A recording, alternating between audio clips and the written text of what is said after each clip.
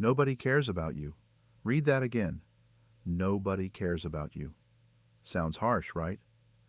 But deep down, you've already felt it. You know it when you scroll through endless feeds, when you post something and nobody reacts, or when the people you thought would always be there suddenly disappear. The world is busy. People are caught up in their own problems. And the cold truth is, most of the time, nobody cares about you. But before you click away, stop. Because hidden in this uncomfortable truth is the key to freedom, to strength, and even to a deeper kind of love than you've ever known. Think about it. When was the last time you thought about someone else's problems for more than a minute? You scroll past tragedies, you watch stories, you hear gossip, then you go back to your life. If you hardly have time to care deeply for others, why would you expect the world to care deeply for you? This isn't cruelty, it's reality. Most people live in their own bubble, and if you wait for someone else to validate you, to cheer for you, to care for you, you'll wait forever. That's why so many people feel empty. They are addicted to attention that never comes. Here's the paradox. The moment you realize nobody cares, you are free. Because then you stop living for applause. You stop chasing validation. You stop performing for an invisible audience.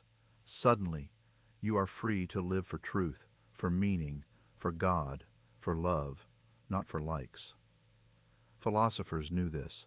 The Stoics said, other people's opinions are outside your control. Augustine warned against pride that depends on human praise. And Christ himself said, when you do good, don't let your left hand know what your right is doing. In other words, live not for the crowd, but for what is eternal. Let's be honest. You probably feel lonely sometimes, maybe often. But here's the shocking part. Loneliness doesn't come from being alone. It comes from craving attention you don't receive. You can be in a crowd and feel invisible. You can be surrounded by friends and still feel like nobody truly cares. Why? Because you're expecting the impossible, for others to fill the emptiness only truth, purpose, and God can fill. Modern life thrives on your desire to be cared for. Social media monetizes your loneliness. Every like, every comment, every notification is a drop of false care. It keeps you hooked, always needing more. But here's the trap.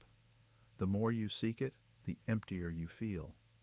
The good life isn't built on the illusion of being cared for by millions of strangers. It's built on giving, on being rooted in something unshakable. Ask yourself, if tomorrow everyone forgot you, your name, your face, your achievements, would your life still matter? Most people would panic at that thought. But here's the secret. Your life doesn't gain value from others remembering you. It gains value from you living truthfully now. What remains eternal isn't the echo of your name, but the reality of your soul. Now, don't get me wrong. Relationships matter. Love matters. We are not meant to live isolated. But here's the danger. If your worth depends on others caring, you will always be fragile. People will forget you. They will disappoint you. They will betray you. And every time they do, you will collapse unless your foundation is deeper. The saints, the martyrs, the great thinkers, they all understood this. They were hated, abandoned, even killed. And yet, they stood firm. Why? Because their lives were anchored in truth, not in the shifting winds of human care. Here's the question you can't avoid. Do you want to live a life that collapses every time someone ignores you? Or a life so solid that even if the whole world turns its back, you remain unshaken? When you accept that nobody cares, you are free to live authentically. You no longer dress for approval, speak for applause, or act for recognition. You live with integrity. And paradoxically, that's when you become most attractive, most respected, most loved, because people can sense authenticity in a world drowning in masks. Here's the twist. The less you need people to care, the more your life begins to matter. Why? Because you shift from consuming attention to giving it.